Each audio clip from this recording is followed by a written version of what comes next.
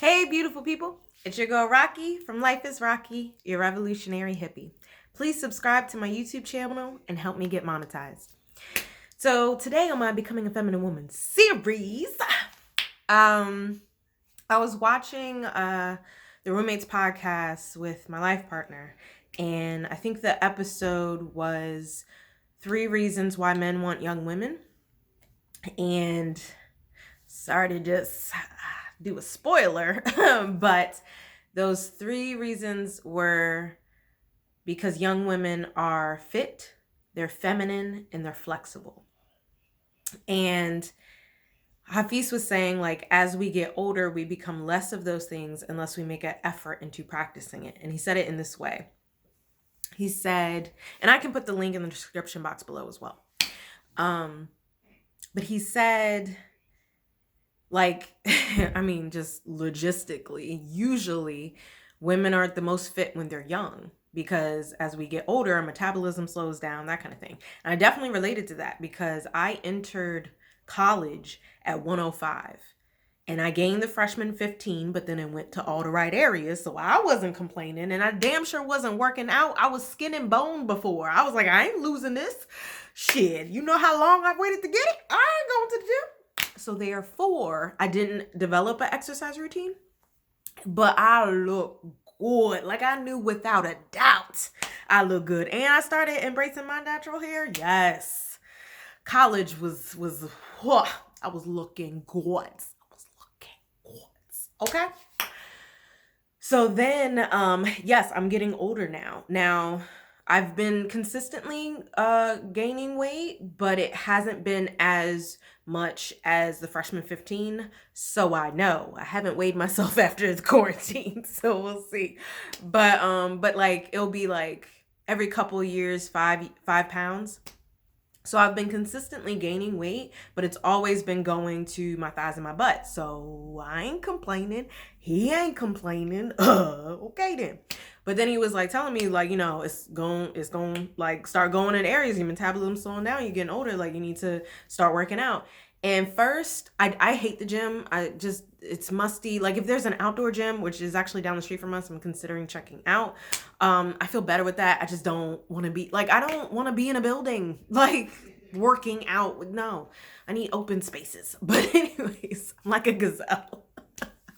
But, yeah, so I finally have established my exercise routine, and I've been putting videos on my channel. Please subscribe. And it's part of the Live a Happy and Healthy Life. And yeah, like, I jump rope. I just got a weighted hula hoop that I can actually hula hoop now. And at first I was discouraged because I could never hula hoop in my childhood. So I was like, it ain't gonna work. And then it didn't work. And then I was like, how am I gonna exercise? And then I shouldn't have bought this and all this other stuff. And now I can hula hoop. That tells you patience in the process. But so yeah, so my weighted hula hoop, and then I have a step platform, and then I have weighted bands for like some of my floor exercises. But what happened was my weight started going to my stomach. And first it was like, and check out my other video on my Becoming a Feminine Woman series, Body Positivity versus Attraction, because I talk about it a little in there. Like, my abs, because I had a 4-pack when I was in high school and college, and it got me a lot of attention. And I didn't like receiving all of that attention. Like, I remember it was like my senior year of college, and we had a beach party, and I was in a bikini. And like, as I'm walking back from the water to the party, the fucking DJ calls me out saying about my abs, and then having everyone turn and look at me. Like, that shit is something I don't care for, you know? So that being said, I was struggling with, well, I don't want that shit. So, but I also want to be comfortable in my body. So I kind of, and then the body positivity movement was like, love yourself regardless and all this stuff. So I was struggling with what I wanted. But then the weight started going in ways, like, now I have a little bit of back fat, and then I do have a little bit of a muffin. So then it was like, hold up. I don't like how I feel in my body. Like, when I lean forward, I feel it. I don't like that shit. I ain't never felt that shit before. When I lean back, I feel it. I don't like that shit. I ain't never felt that shit before. And I was like, oh no. We've developed the tools that I'm going to use to exercise. Now it's time to commit. So as of this week, I have committed. I've been doing good. Like I said, I have the tools. It's just getting up and do it. And now because I don't like, first it was like, I'm okay with my stomach. And now it's like, I don't like it. So now it's like, okay, well, this is a wrap. It's gonna get handled. So I definitely understand the fit part. All that to say. And then the next part, feminine. Hafiz was saying, like, when you're young, it's just because you haven't had as much heartbreak and stuff to harden you. You haven't really been in your career, usually male dominated spaces, for the women who be grinding and career driven. So it just kind of hardens you through that life's experience. Whereas when you're young, you just have less of that experience. So you're less hard, you're more open. But he also was saying, like, how often do you practice your feminine energy?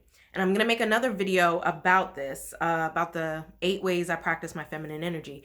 But I was more within my feminine energy when I was younger. And then, yeah, for a longer stint in education, especially I went to grad school and then my profession, like it's been a longer stint of masculine energy. And I was single for 7 years. So I hadn't been in a committed relationship. And I didn't have the mindset to do it in situationships, But that's another story. I understand. Don't unlock once you find the man. Work on it. I get it. We're going to talk about it in the next episode. And also, I didn't know. So I was still operating from that sense, especially defensiveness. Like there was a lot of insecurity, stuff like that. So I spent 7 years single and in my masculine, and feminine is good for your relationships. So if I literally was out of relationship practice, then I'm not going to be as feminine. And then again, what you spend longer in, it's going to be more, you're going to be more accustomed to. So anything else is going to be different. So literally young women have less experience of all this shit to harden them. So that's another reason why Hafiz said men like younger women. And then, what's the other one? Flexibility. And this, he talked about like men having a program and what they want to do. And, what's it called? Women following that program. And I know a lot of women are gonna be iffy on that because I definitely was. Watch our why modern women don't submit episode. I'll put the link in the description box below because I had a day. I have since come back and recalibrated my thinking, but it was a day where I was emotionally triggered, okay? But in the sense of I'm queer and polyamorous. So when I want a woman, mind you, I am fucking grinding. I'm a licensed marriage and family therapist. I own 3 businesses now. I'm building one of those businesses with my life partner. Like we're planning our family. Like we are building. Like I just can't, because I'm building, and it's what I want as well, but because I'm building, like I can't make huge adjustments for somebody else. Like, yes, I can make small adjustments to make sure that you can fit into my life, but it's just not feasible, That would have been when I was younger and had less structure around what I wanted for my life, Flexibility. There we go. Because I definitely did not have all this planned when I was younger. I was still figuring out what I wanted to do. Prove myself in the fucking statement. Goodness. But I want that. I want that flexibility from a woman, so I could understand why a man would want that flexibility, as well as the fit and feminine, because that's what I want in a woman as well. I want her to be fit and feminine, because I'm more sexually attracted to women. So visually, I need more from women than I do need from men. Just is what it is. Women are so fine. Goodness. Black women too. Anyways, so I definitely agree with all that Hafiz was saying on the Roommates podcast. And it's women be upset about it. And he said he was in session with someone, and she asked like, well, I guess there's no hope. And he's like, no, these are things you can work on. And those are things that I've been working on. I've been trying to exercise more. I've been reconnecting with my femininity. Again, check out the other episode, 8 Ways I Connect with My Feminine Energy, or something like that title.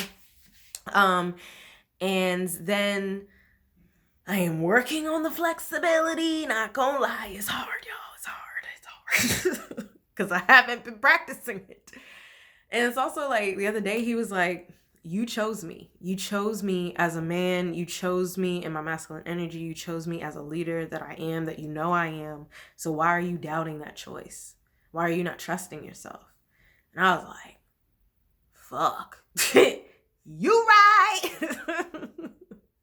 You right. Like, I don't know what to say. You right, you know? Yeah. So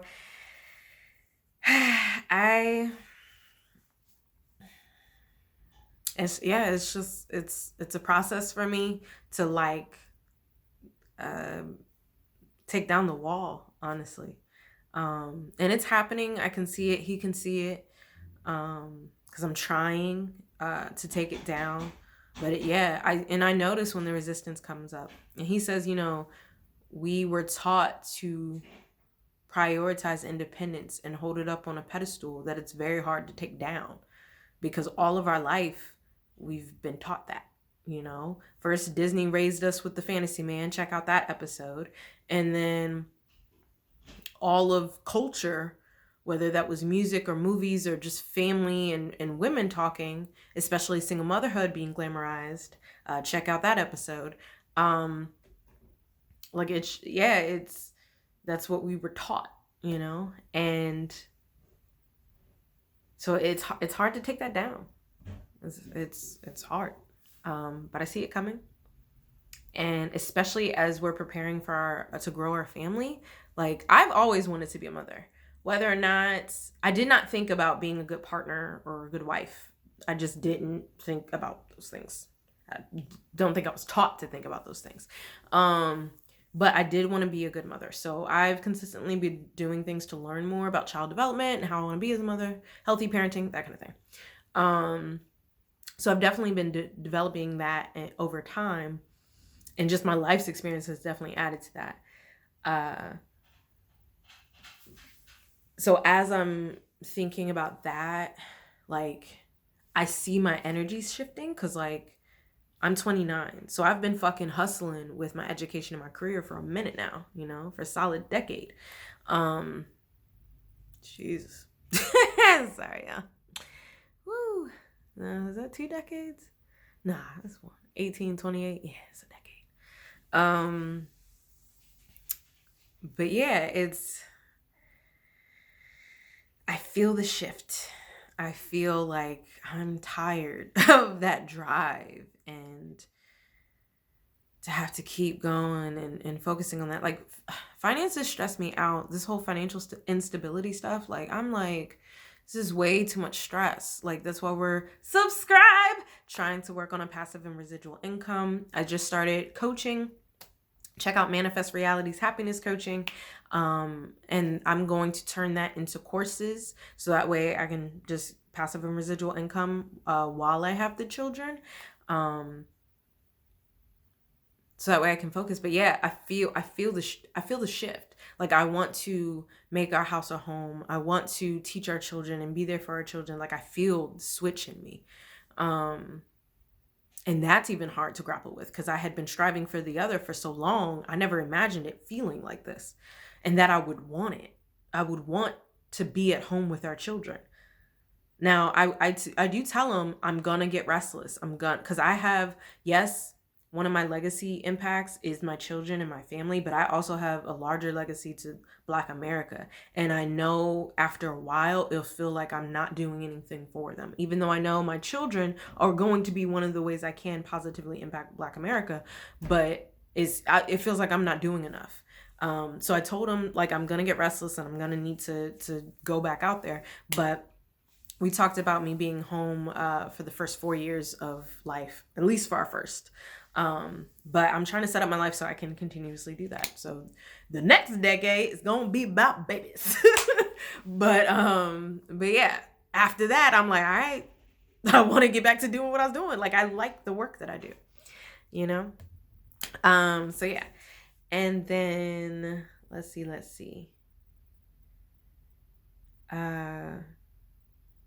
What other ways is it switching that I feel myself reconnecting with my femininity? Well, no, that's the other episode, but getting more flexible as far as following his program.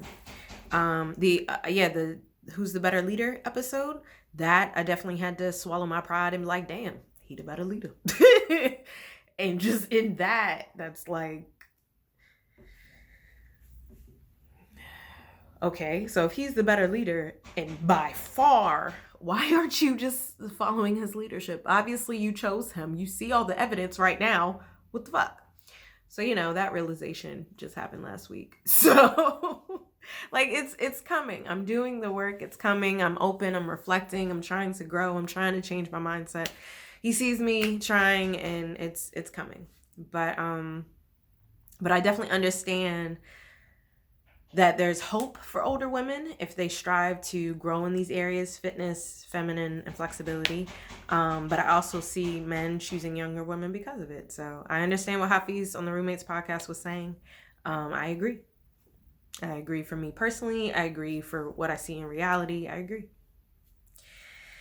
All right, so thank you so much for listening to Rocqi from Life is Rocqi, my Becoming a Feminine Woman series. Please like and share. I feel like these conversations need to be had. I feel like not enough women are holding other women accountable and having these conversations. So yeah. And please let me know your thoughts below as well. What do you think? Again, I'll put the link to the Roommates in the description box below. Let me know your thoughts. I'm curious. All right, take care of you. Peace and love.